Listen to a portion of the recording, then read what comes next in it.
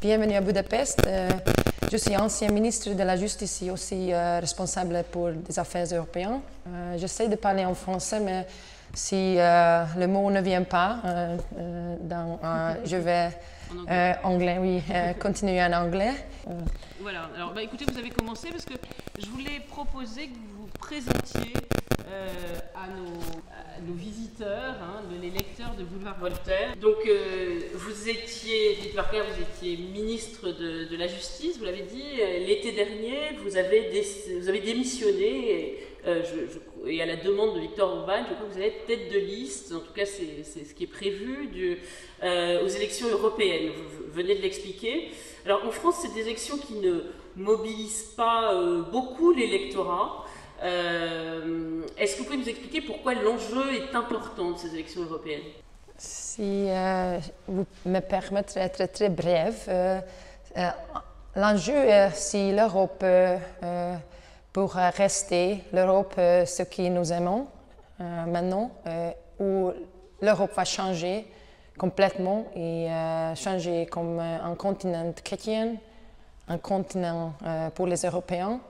C'est l'enjeu pour moi. Et aussi, si on peut retrouver le common sense, le sens commun. Le sens commun, l'Europe est en train de changer irréversiblement. Et si on ne peut pas retirer l'Europe dans la voie de la normalité, dans la voie pour être avec les gens au quotidien, si le leadership d'Europe ne peut pas représenter le vrai intérêt du peuple, des nations européennes, l'Europe va se perdre et ne peut pas retourner. Alors, en France, il y a trois personnalités qui semblent émerger à droite, qui ont un positionnement de droite conservatrice. Alors deux sont carrément déclarés tête de liste, un troisième c'est encore pas tout à fait certain, mais il y a Jordan Bardella pour le RN, Marion Maréchal pour Reconquête et François-Xavier Bellamy pour les LR. Est-ce que c'est des personnalités que vous connaissez, avec lesquelles vous sentez des points communs? Sauf Marion Maréchal Le Pen, et je ne le connais pas juste dans les articles, à travers les médias, mais tous ces personnages sont très importants pour la droite, comme un ensemble de droite. Parce que mon avis est qu'il faudra être unis sur quelques mots slogans, nos migrations. Nos super-États en Europe, juste des nations qui coopèrent avec eux. Et il n'y a pas un empire européen. Et l'autre, pas la guerre, non à la guerre. Et ça dépend déjà si la société à l'Ouest pourrait être aussi réunie à la droite sur le mot no gender. Parce que c'est aussi fait partie de notre identité nationale, que notre enfant, nos politiques famille, c'est nous, ça fait partie de notre souveraineté. Et personne ne peut pas dire aux Hongrois comment éduquer notre enfant. Aujourd'hui, où en êtes-vous de la politique familiale? Je crois que c'est une amie pour vous, Katalin Novák, non? Oui, c'est ça? Oui. Et elle a été très attachée quand elle était ministre de la Famille aux politiques de natalité notamment. Est-ce que ça donne des résultats? Est-ce que la France doit s'engager sur le même chemin? Chez nous avons une recette pour les défis démographiques. Et c'est pourquoi la présidence hongroise planifie avoir comme priorité première la démographie, mettre sur la table. Et on va aussi laisser les autres États membres de trouver les solutions qui correspondent à la caractéristique ou à la spécialité de ce pays. En Hongrie, on finance 5,5% du PIB, qui est le double de moyens en Europe. Et il existe des concessions dans la taxation, dans les impôts. Des impôts, il existe différents soutiens financiers pour les jeunes couples. C'est un grand changement de mentalité aussi. Et quand vous travaillez et quand vous allez avoir des enfants, à travers des concessions des impôts attachés aux enfants, vous avez le gagneur de notre système. Alors, travail, famille et welfare. Et bien-être. C'est la philosophie. Alors, il y a un sujet qui agite aujourd'hui, évidemment, les pays et notamment la France, parce que ce sujet a des répercussions chez nous. C'est celui de la crise dans la bande de Gaza. Comment le gouvernement de Viktor Orban se situe? Comment réagissez-vous? Vous n'avez pas de terrorisme chez vous? Vous n'avez pas cette problématique-là? Oh non. Oh, j'ai beaucoup à dire à vous. Juste une date, un nombre, une statistique. Entre 2010 et 2022, on a réduit le nombre de crimes dans ce pays 70% diminution. Ce sont les nombres. Alors, il y a des crimes qui a commis chaque année dans ce pays et ça diminue dans 12 ans 70%, 70%. Alors, c'est un grand statistique comme une évidence. Ce pays, c'est l'un des plus sécurs, non seulement en Europe, mais aussi mondialement. Ce n'est pas les gouvernements et ce n'est pas les gouvernements responsables qui, et pas les leaders européens qui décident sur la question qui peut entrer l'Europe, mais en lieu de eux, ce sont les passeurs qui décident et les ONG qui décident aujourd'hui. On ne peut pas parler d'une politique migratoire. Nous ne sommes pas en contrôle de notre vie, nous ne sommes pas en contrôle de notre politique migratoire. Ça a été externalisé aux mains des passeurs. Vous êtes un pays qui revendique ses racines chrétiennes, vous êtes chrétien. Est-ce que le sort des chrétiens d'Orient vous intéresse, si j'ose dire, celui par exemple de l'Arménie, des Arméniens, celui des chrétiens en Palestine, à Gaza, même s'il n'en reste plus beaucoup depuis que le Hamas est arrivé? Est-ce que c'est une question qui pour vous est importante? Oui, la chrétienne. Alors, la chrétienté en Europe. Oui, la chrétienté, mais en Orient. En Orient aussi. Nous avons un programme depuis 2017, Hungary Helps. C'est une politique pour sauver les chrétiens partout dans le monde contre la persécution, parce que la religion chrétienne est la plus persécutée au monde. Et la Hongrie n'est pas un grand pouvoir économique, mais proportionnellement, on soutient beaucoup dans ces régions partout pour reconstruire la vie.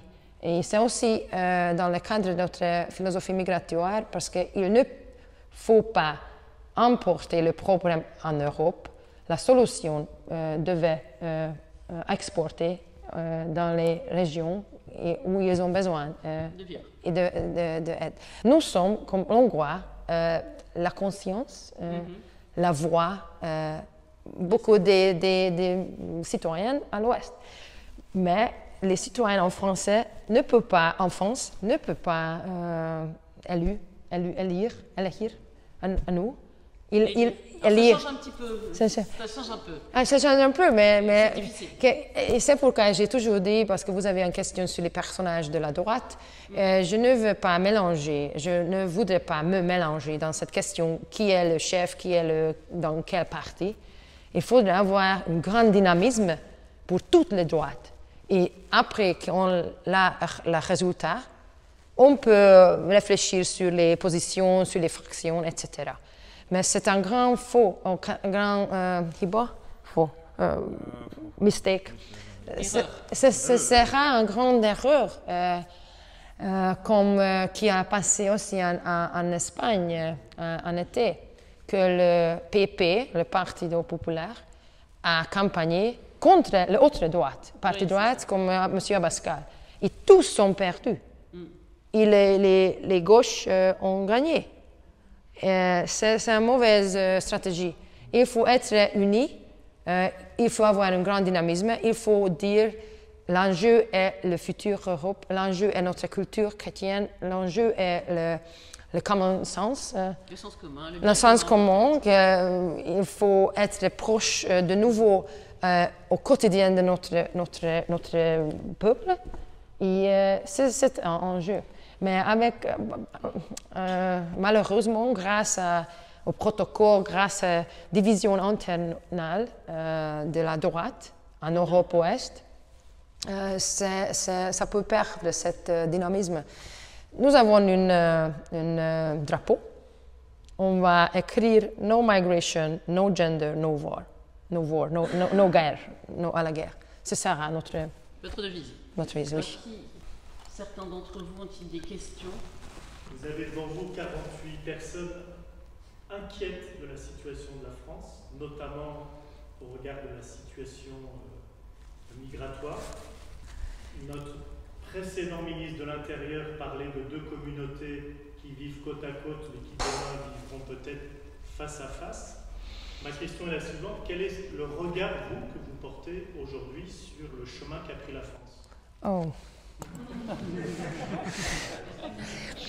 Merci pour cette question très honnête. Et dans cette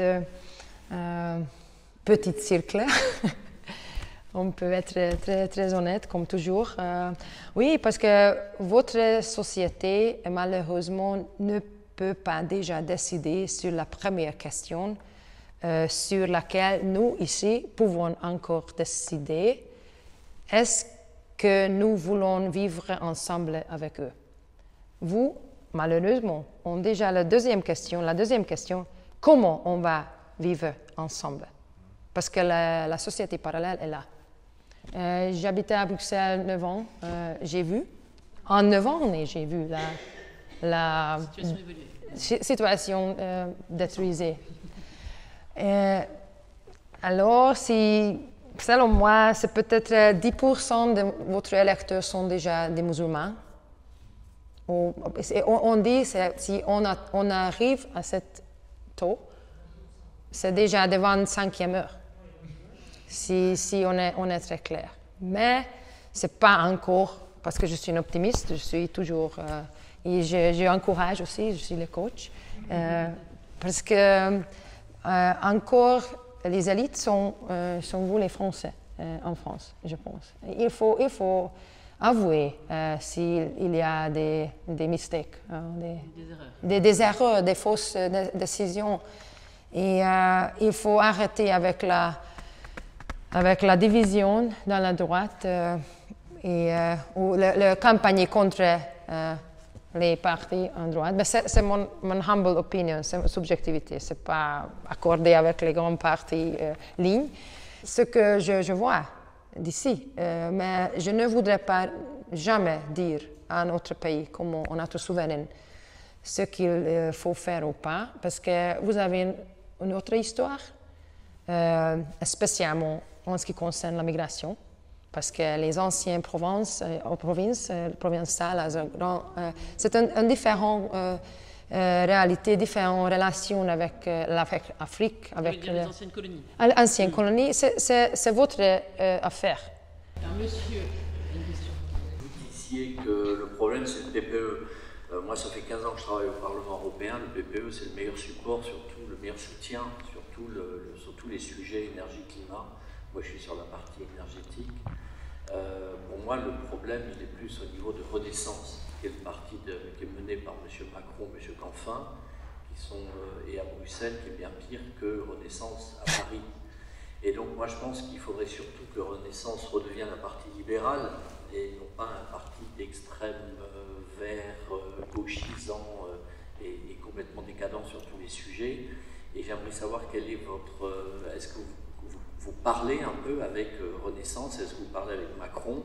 de telle sorte, oui, vous, la Hongrie, je dirais, de telle sorte que le Parti libéral européen retrouve son âme de parti libéral pro-industrie, a priori, et non pas d'un parti complètement malthusien. J'ai appris que dans la négociation avec la COP, ils avaient même proposé qu'on augmente encore nos objectifs de réduction de CO2 pour 2030, c'est complètement taré, quoi. Donc je voudrais savoir, pour moi c'est ça le nœud gordien, c'est celui-là, parce que si on éclate le PPE, on est déjà minoritaire, donc là on est sûr de tout perdre. Oui, oui. Donc au contraire, il faudrait recentrer le PPE à droite, je suis d'accord, mais le ressouder à droite, plus ECR, plus ID, cet éparpillement est très néfaste, mais que le Parti libéral soit un parti libéral. Je pense que maintenant, on ne peut pas parler en Europe sur les catégories classiques, parce que ce qui veut dire ici être libéral en Hongrie, selon les traditions politiques de la Hongrie, ou ça ne correspond pas à la libérale définition en autre partie de l'Europe.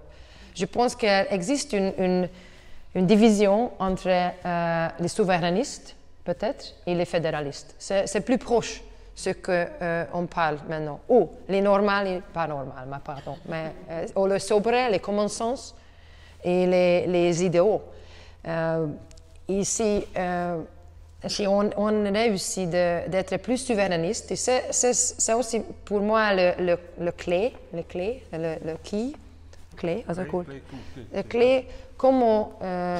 comment alcanzar en espagnol, comment attraper aussi l'attention de vos électeurs, parce que votre problème avec l'Europe est différent que notre problème ici en Hongrie.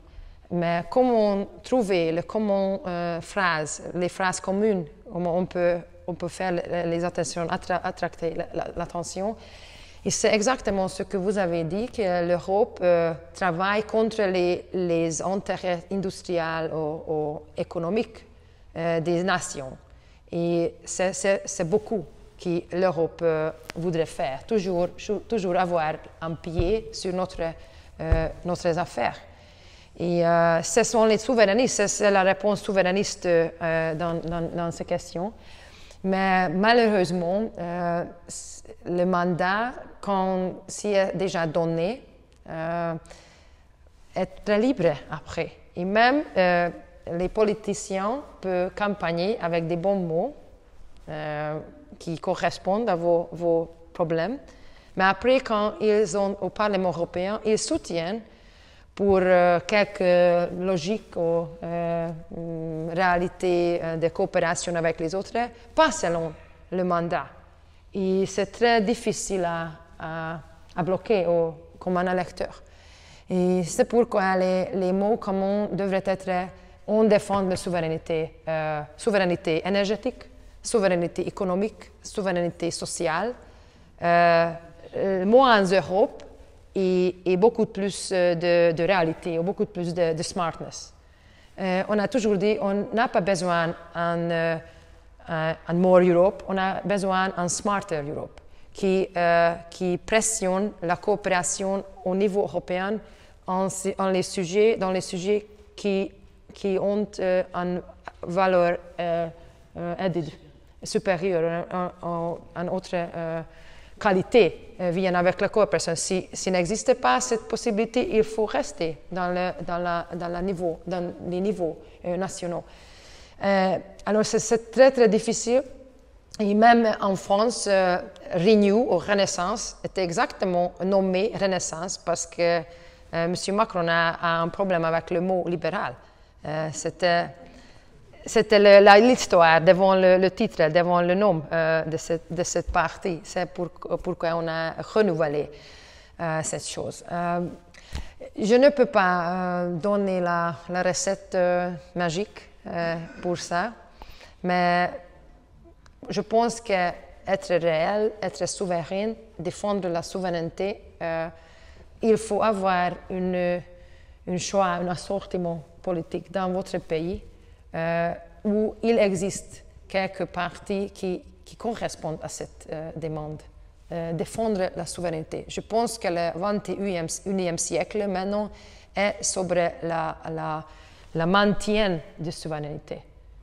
Et quand il existe un gouvernement qui est solide, ce gouvernement peut sauvegarder la souveraineté.